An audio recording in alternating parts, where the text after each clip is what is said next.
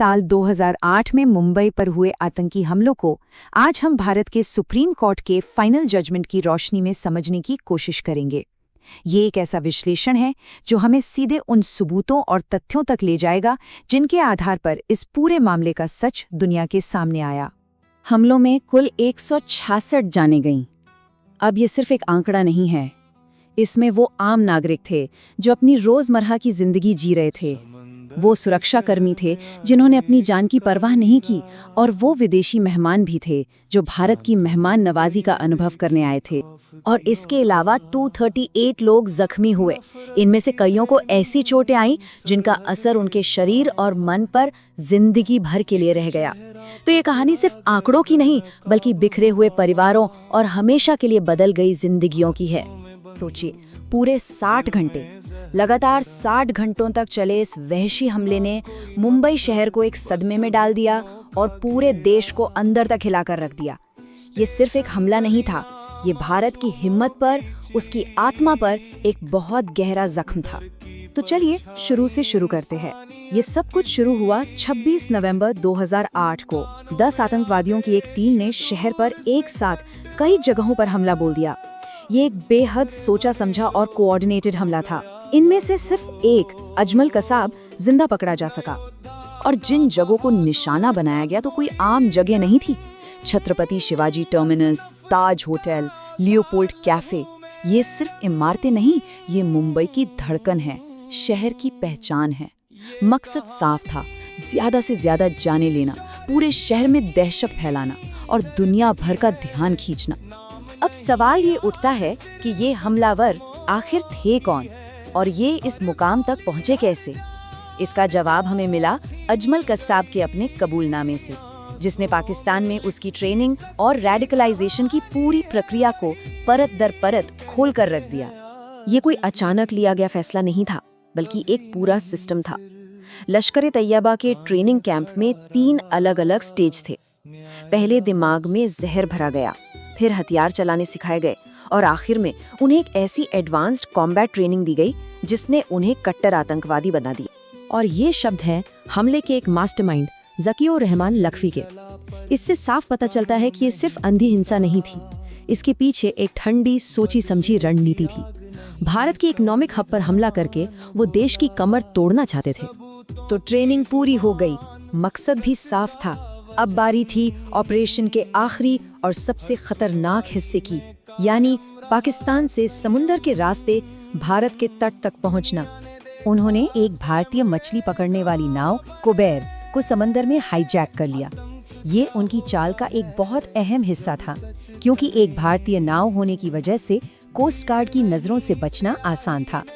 और फिर मुंबई से कुछ ही मील दूर उन्होंने नाव के नाविक को मारकर एक छोटी नाव से किनारे का रुख किया।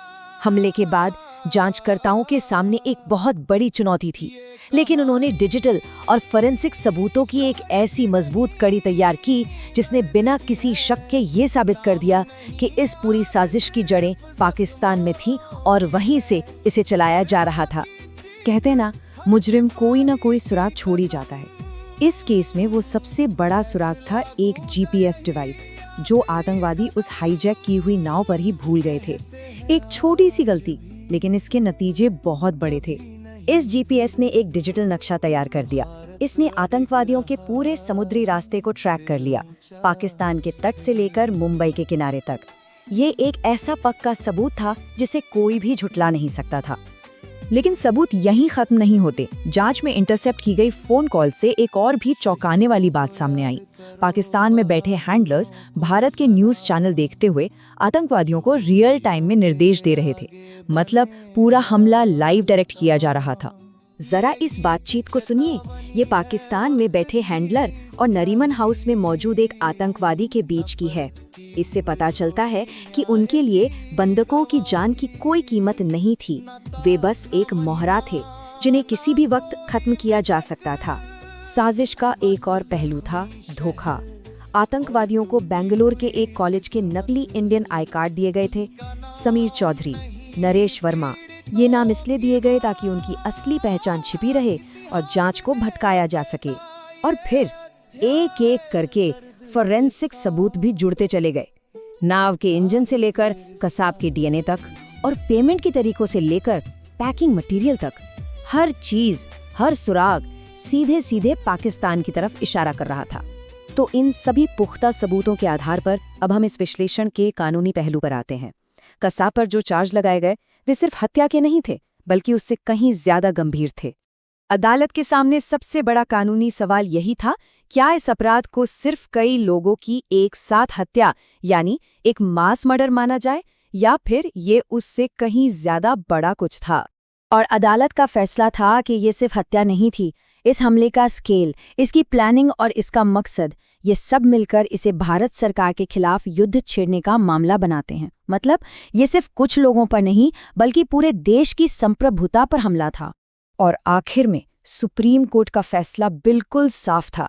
अदालत ने इस अपराध की भयावहता को देखते हुए इसे रेयरेस्ट ऑफ रेयर यानी विरल से विरलतम मामलों की श्रेणी में रखा। ये एक ऐसी कानूनी कैटेगरी है जो सिर्फ उन अपराधों के लिए होती है जो समाज की आत्मा को झकझोर कर रख देते हैं। तो ये पूरा मामला हमें आज एक बहुत बड़े सवाल पर लाकर छोड़ देता है। आतंकवाद के इस ग्लोबल दौर में जब साजिशें हजारों मील दूर रची जाती हैं, टेक्नोलॉजी की मदद से उन्हें अंजाम दिया जाता है, तो फिर एक क्राइम सीन की, एक अपराध स्थल की सीमाएं असल में कहाँ जाकर खत्म होती हैं? ये एक ऐसा सवाल है जिसका जवाब आज की दुनिया में और भी जरूरी हो गया है।